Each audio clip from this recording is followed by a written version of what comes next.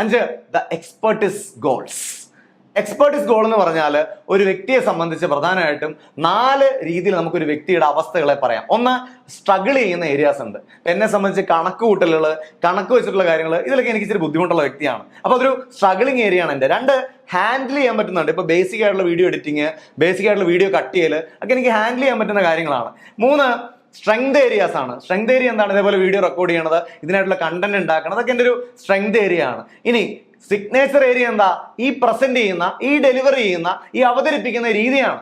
അത് മാത്രമല്ല, ഒരു ക്ലാസ് എടുക്കുകയാണെങ്കിൽ ഓടി നടന്ന് എല്ലാ ആളുകളുടെ ഇടയിലൂടെ പോവുകയും ഓരോ വ്യക്തിയുടെ മുഖത്ത് നോക്കി സംസാരിക്കുകയും അവരെ ഇന്ററാക്ട് ചെയ്യുകയും അങ്ങനെ ആ രീതിയിൽ ട്രെയിനിങ് നടത്തുന്നതാണ് എൻ്റെ സിഗ്നേച്ചർ ഏരിയ എന്ന് പറയുന്നത്. ക്ലിയർ അല്ലേ? അപ്പൊ ഇവിടെ 4 ഏരിയ ഞാൻ പറഞ്ഞു. അതിൽ എൻ്റെ സിഗ്നേച്ചർ ഏരിയ മാത്രം ഞാൻ കൂടുതൽ ഫോക്കസ് ചെയ്യണം. അവിടെയാണ് എൻ്റെ ഫോക്കസ് കൂടുന്നതെങ്കിൽ നാളെ ലോകം ഓട്ടോമാറ്റിക്കലി എന്നെ തിരിച്ചറിയാൻ തുടങ്ങും. ദ സെയിം തിങ്, നിങ്ങൾ ഏത് മേഖലയിലാണോ വർക്ക് ചെയ്യുന്നത് ആ മേഖലയിൽ വർക്ക് ചെയ്യുന്ന സമയത്ത് നിങ്ങളുടെ മാത്രം ഒരു കോർ ലെവൽ കോമ്പീറ്റൻസി ആയിട്ട് നിൽക്കണം. അല്ലെ, നിങ്ങൾ എന്ന് പറയുന്ന ആൾ അക്കാര്യത്തിൽ ഒരു പുലിയ, അങ്ങനെയുള്ള ഒരു ഏരിയ ഉണ്ടെങ്കിൽ അവിടെ കൂടുതൽ ഡെവലപ്പ് ചെയ്യാൻ വേണ്ടി വർക്ക് ചെയ്യുന്നതാണ് എക്സ്പെർട്ടിസ് ഗോൾ എന്ന് പറയുന്നത്. ആ മേഖലയിൽ ഡെവലപ്പ് ചെയ്യാൻ എന്തൊക്കെയാണ് നിങ്ങൾ ചെയ്യേണ്ടത്, ആ എക്സ്പേർട്ട് ആയ ഏരിയയിൽ എന്താണ് നിങ്ങൾ നെക്സ്റ്റ് തലത്തിലേക്ക് പോകാനായിട്ട് ചെയ്യേണ്ടത് എന്നത് കൃത്യമായി ചിന്തിക്കുകയും അതിനായിട്ടുള്ള ആക്ഷൻ എടുക്കുകയും ചെയ്യുക എന്നുള്ളത് വളരെ ഇമ്പോർട്ടൻ്റ് ആണ്. നിങ്ങളുടെ എക്സ്പെർട്ടിസ് അല്ലെ, നിങ്ങൾക്ക് മാത്രം ചെയ്യാൻ പറ്റുന്ന ആ പെർട്ടിക്കുലർ ഏരിയ, അതിനെ അപ്ഡേറ്റ് ചെയ്യാൻ എന്ത് ചെയ്യാം? നിങ്ങളുടെ കോമ്പിറ്റൻസി കൂടുമോ ഇല്ലയോ?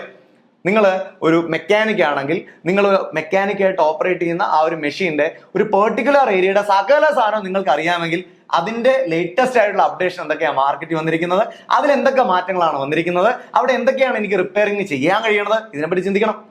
അതല്ല, നിങ്ങൾ ഇന്നോവേറ്റീവ് ആയിട്ടൊരു കണ്ടുപിടുത്തം നടത്തുന്ന വ്യക്തിയാണ്, അതിൽ നിങ്ങളൊരു പർട്ടിക്കുലർ ഏരിയ ഉണ്ടെങ്കിൽ ആ ഏരിയയുമായി ബന്ധപ്പെട്ട സകല കാര്യങ്ങളിലും നിങ്ങൾ അപ്ഡേറ്റ് ചെയ്യണം. കാരണം നിങ്ങളുടെ എക്സ്പെർട്ടീസ് ഏരിയ അവിടെയാണ്.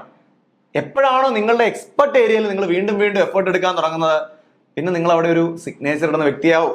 നിങ്ങൾ എന്ന് പറയുന്നത് ആ ഏരിയയിലെ ഒരു മാസ്റ്ററായി മാറും. നിങ്ങളെ ആളുകൾ ഒരു ഗുരുവായി കാണാൻ തുടങ്ങും. അതിന് ചെയ്യേണ്ട പ്രധാനപ്പെട്ട കാര്യം നിങ്ങൾ ആ കീ ഏരിയ കണ്ടുപിടിച്ച് അവിടെ വർക്ക് ചെയ്യാൻ തയ്യാറാവുക, അവിടെ കൂടുതൽ എഫേർട്ട് എടുക്കാൻ തയ്യാറാവുക എന്നുള്ളതാണ്. എന്താണ് നിങ്ങളുടെ ആ എക്സ്പെർട്ടീസ് ഏരിയ?